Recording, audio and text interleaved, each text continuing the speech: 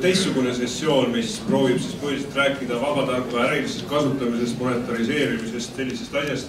Ja nagu eelmine sessioon tekkis vahepeal küsimus, et kus seda OpenOffice'it kasutatud, siis selle kohta pidi olema terve ettekanne. Nii siis tuleb ja Meelis Merilo räägib sellest meile konkreetsemalt. Tere! Mina olen siis Meelis Merilo ja Keskkonnaministeeriumist. Mul on olnud võimalus jälgida Keskkonnaministeeriumi tarkvara lahendusi päris pikalt ja Keskkonnaministeeriumis on kasutus olnud väga paljud kontori tarkvarad alates siis Earthbefiti Office'is, Microsofti Office'is, Star Office, OpenOffice ja ka üks selle versioon, et Novedi OpenOffice. Ettekandes ma räägin põhiliselt nüüd kontori tarkvarast, kuigi Keskkonnaministeerium kasutab vabavara oluliselt laiemalt.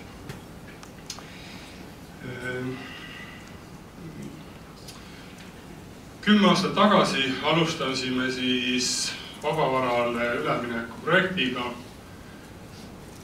Põhiliseks algatusideeks oli rahapuudus, ehk siis vaja oli raha kokku hoida, analüüsisime erinevaid võimalusi. Paljud asjad olid juba vabavaraliseks meil läinud, sealt enam kokku hoida ei saanud ja paljudel puhkudel olid kulutused üleminekuks kas tehniliselt liiga keerulised või nõudsid täiendavalt liiga palju kulutusi. Otsuse siis tegime koos haldusala ülese riigi IT-komisjoniga ja loomulikult oli meil ka juhtkonna toetus. Erinevalt paljudest läksime üle sujuvalt nii-öelda vabavarale kontoritöö. Ehk siis algselt installeerisime paralleelselt enamustesse arvutitesse vabavara. Ja umbes 3 aasta vältel, kas siis osakonnite või vastavalt arvutite vahetusele, kadusid paralleelsed Office'id kasutusest ära. Mõnedes arvutites on senini Microsofti Office'i mõned versioonid kasutusel ja põhjuseks on see, et paljud riigiasutused siiski nõuavad Microsofti formaadis faile ja saadavad ka ise meile. Mõnedel puhkudel me ei saa riskida konverteerimisega.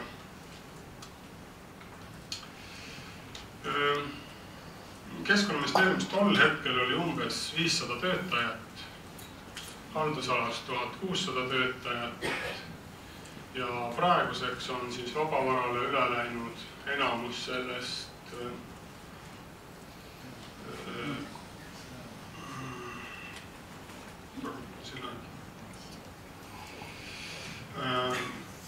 hallatavatest riigiasutustest ja valitsusasutustest, kes rohkem, kes vähem. Loomulikult on meid küsitud ka palju, siis me kokku hoidsime või tegelikult ei hoidnudki kokku.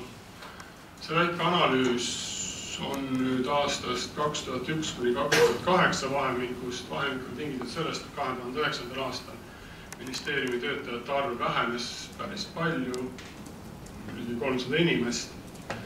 Ehk siis sellel ajal hoidis ainuüksi ministeerium kokku erinevate lahendustega võrreldes siis kas 7,1 või 17 miljonit krooni. Need hinnad, mis me oleme saanud Microsofti Office'i puhul, oleme küsinud reaalsed hinnapakkumised meie kogustele. Ma ei tea, kas me nüüd iga aasta oleme küsinud, aga mõned korrad oleme küsinud küll.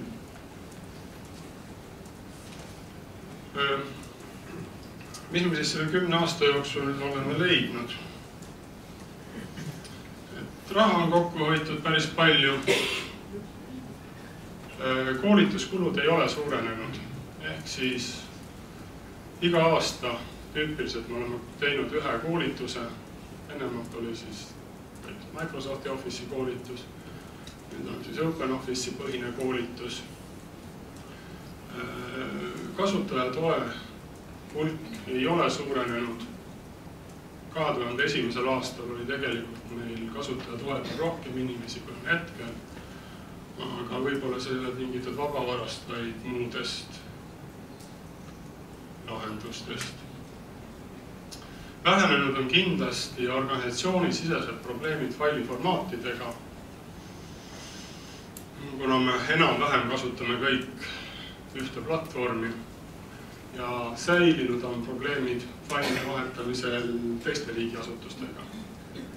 Kasutan siin sõna säilinud, sest ennem vabavara üleminekut olid täpselt samasugused probleemid. Ehk siis kuskilt tulnud Exceli fail ei tulnud just sellisena lahti, nagu ta pidi tulema lahti ja IT-osakond olevat niikuinii süüdi. Siin on palju häid asju välja toodud. Probleeme on tegelikult rohkem. Enamasti on nad kasutajapõhised, ehk siis inimestel on harjumused. Inimesed ei leia neid õigeid nuppe kohe üle. Selles mõttes selline sujuv üleminek oli võib-olla natukene kergem, sest meie tugiüksus sai siis tegeleda rohkem kasutajatega personaalselt. Päris palju väidetakse, et üks või teine funktsioon ei ole võimalik, seda ei ole võimalik teha. Enamasti ongi puuduliku koolituse probleem, samamoodi nagu ka paljud väidavad, et nad oskavad kasutada üht või teist kommertstarkvara. Üldjuhul meie praktikas on selline reegel, et inimene, kes väidab, et ta ei saa OpenOffice'iga hakkama, tegelikult ei oska kasutada ühtegi tarkvara ja kui ta ühtegi ei oska kasutada, siis võib õppida parem OpenOffice'it.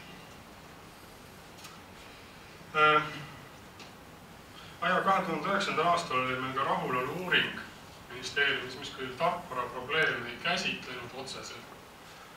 Aga kuna paari riigiasutuse kommertstarkvara meelses analüüsis oli juba ära mainitud, siis hoolimata sellest, et ministeeriumid andmeid kunagi avalikustanud ametlikult ei ole, ma kommenteeriks ka veel. Et seal tuli ka välja, et kasutajad leiavad, et tööprotsess on häiritud sellest, et me peame vahetama faile teiste riigiasutustega ja teised riigiasutused enamasti nõuavad kindlat kommertstarkvara formaati.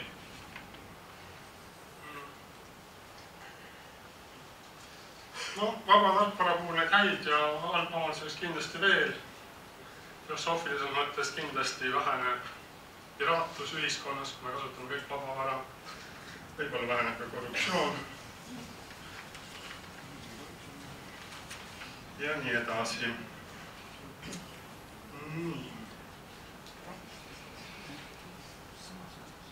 Kuna nende formaatidega on päris palju probleeme olnud, siis meil endale neid ilmselt ise mõelda. Ja oleme nagu asutuse seisukohalt leidnud mõned punktid, millele siis dokumendi formaadid peaksid vastama. Et võib-olla need terminid ei ole võib-olla päris sellised IT-terminid, kuna need on ise välja mõeldud. Aga organisatsiooni jätkusuutliku arengu seisukohalt oleks oluline, et loodud dokumentide puhul oleks siis tagatud nende säilimine. Et meie peame osasid dokumente säilitama kuni 15 aastat. Kindlasti paljude dokumentide puhul on oluline, et nad säiliksid ka kauem. Mina ei ole küll kindel, et 1995. aastal loodud WordPerfecti faili või doc-faili ma suudaksin täpselt samasugusena praegu avada. Ja sellel puhul kindlasti on kasuks, kui salvestatav failiformaat on standardiseeritud, see standard on kõikidel kätte saada. ODF on praegu vist lisastandardina kinnitatud ja selles mõttes on tal kõvasti eeliseid. Sõltumatus, et niipea kui me oleme piiratud ühe tarkvaratootjaga, siis arengu seisukohalt on see piduriks. Kindlasti on hea, kui avalikkus saab dokumente tasuta lugeda, kui on olemas väga mitmeid alternatiive failide vaatamiseks, avamiseks, modifitseerimiseks. Ja jällegi avatud ja standardiseeritud failiformaat on kindlaks eeliseks. Ja siin turvateemadel juba on läbi kustnud, et läbipaistvus ehk siis me peame teadma, mis on nende failide sees, mida me endale salvestame ja mida me majast välja saadame. jällegi, seda saame kontrollida ainult siis, kui dokument on avatud formaadis ja soovitavalt ka tarkvara on avatud formaadis. Me teame, mida sinna dokumenti on kirjutatud, me teame, mida me hoiame, me teame, mida me majast välja saadame.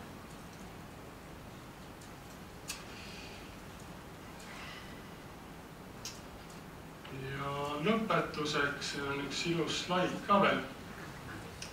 Täitsa tühi. Vabavara on väga keskkonnasõbralik ka. Kuigi jah, tarkvara üldjuhul ei põhjusta erilist keskkonnakahju, siis kommertstarkvara ostmisel kulutame raha ja raha teenimisel peame üht-teist ka sassi ajama. Ja kui nüüd vaadelda imporditava kommertstarkvara ekvivalenti eksporditava elektrienergias, siis ainult ühe litsentsi ostmise nimel peame me umbes 130 tonni Eestimaa pinnast segi keelama.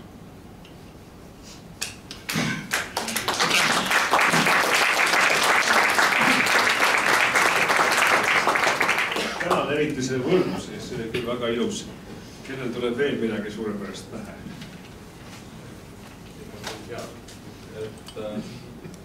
Rääkisid kontori dokumentide tegemisest, aga siin rääkisid dokumentide tegemisest, aga käis läbi ka saatmised, et millega te saadate, vahetate neid faile, mis programmi, et teatavasti Office'is on olemas nagu Outlook, et millega, mis on teha analoog. Kõik ametlikumad dokumendid käivad läbi TVK ja kasutame postipoissi. Meilitarkvarana hetkel kasutame Novelli Truppleisi suhteliselt ajaloolistel põhjustel ja tegelikult ka selline total cost of ownership on suhteliselt soodne võrreldes alternatiividega. Nii.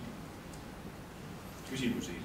Kuidas sa oled rahul koolitusega, mida pakutakse Office kasutajatele?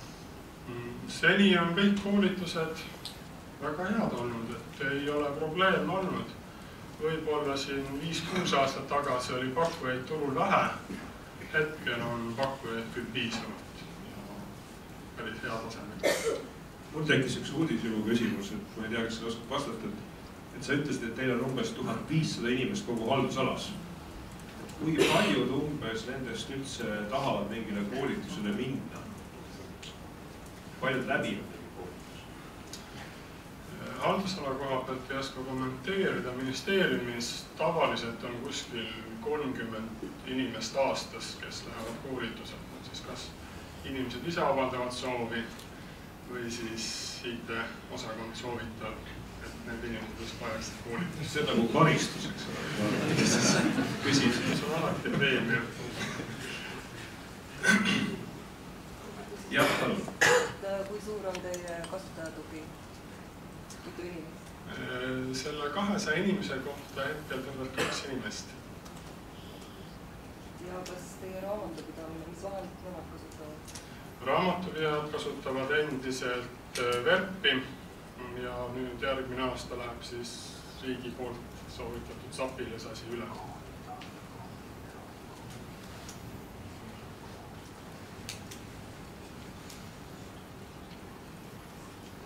Rohkem paista küsimusi.